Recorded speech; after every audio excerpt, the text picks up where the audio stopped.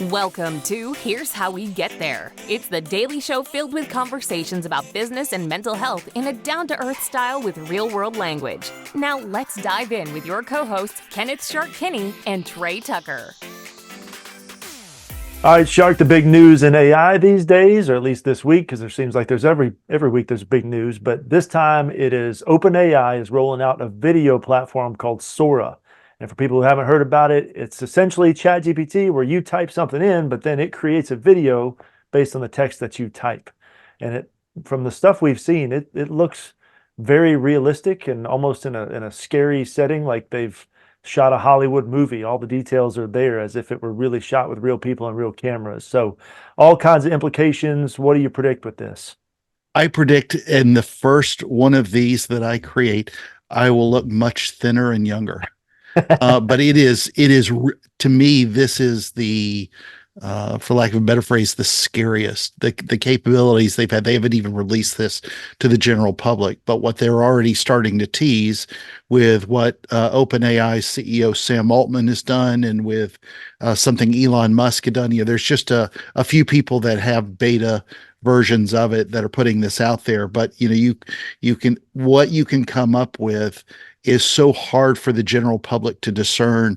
It becomes a little bit scary. And they showed one. There's one that they've shown on news clips all over, where there's a woman walking down a damp street in Tokyo, and she's just walking. And if you watch the video, you don't notice that, I want to say, her left leg crosses through her right leg. It's kind of weird. It looks like there's a glitch, but only if you're focused in looking for it. So much of this stuff, there are going to be, you could start wars with this kind of technology and in the planet with stuff like this. I don't want to get too, aluminum foil hat with it, but I really do. This one gives me great concern over what you can do with deep fakes. Now, from a business standpoint, it's fantastic. There's so much content.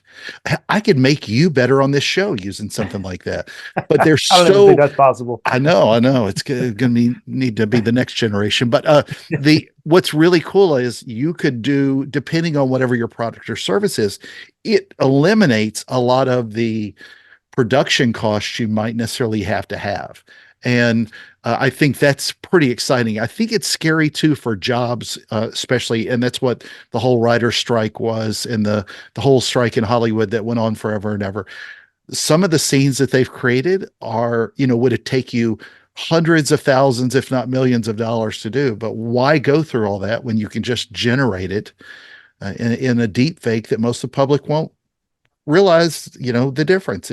For those kind of production costs, it will dramatically drop it. But I have a lot of concern around the capabilities of it. I also think it's going to be interesting is you will see another evolution, in my opinion, that there will be, just like with the internet, and all the bad things that can happen on the internet, you'll have technologies that tell you whether or not something's bad. We're going to need those kind of technologies. You need AI to detect AI. So you're going to have to run pretty much everything through a filter.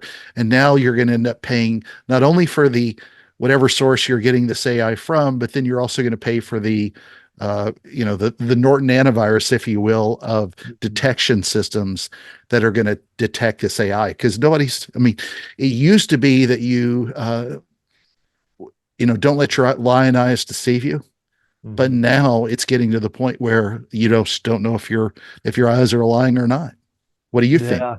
Yeah, there's going to have to be some sort of, like you said, like a Norton antivirus or some sort of verification system to run this stuff through. Just it is so easily faked. I know Taylor Swift had a sort of a fake scandal when somebody put the stuff up of her. So, yeah, I think from obviously, I share your concerns about the societal effects. So to not repeat those, I'll go straight to business. I think what it's going to do is become more. Let me add one thing though. One of the things I thought that they snuck in was interesting is they show like two dogs doing a podcast on a mountain, and there were a couple of woolly mammoths walking through the snow, and a shark and a porpoise on a bicycle going through the beach. They're kind of sneaking in fluffy, good pictures. Like there's not all the nefarious stuff that really could be done that that gives people pause. Sorry to cut you off. Go ahead.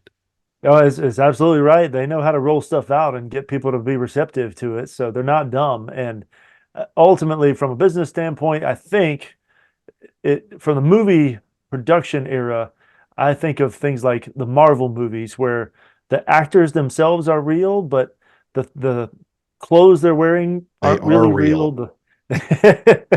We'll see. Yeah. But they're already the sets they're on are already green screen. The enemies they're fighting aren't really there. So I just wonder how long is it before actors are totally replaced by this stuff. But on a smaller level, I think it's going to end up being a niche use where just like social media allowed individuals to create their own content instead of bigger companies just putting up professionally done YouTube videos. I think this technology is probably going to let people create their own movies apart from whatever the studios do. So, for example, I could see somebody creating their own Star Wars spin-off sagas and what have you. So, on the fun side of it, I think it does put some creative tools in people's hands, but I sure hope it's worth all the negative that's going to come with it. Well, some of the deep fakes already, and it's like we're getting the next generation. We've improved deep fakes to a whole nother level. There were Yeah. already was a CFO who, and I want to say this was somebody in Hong Kong.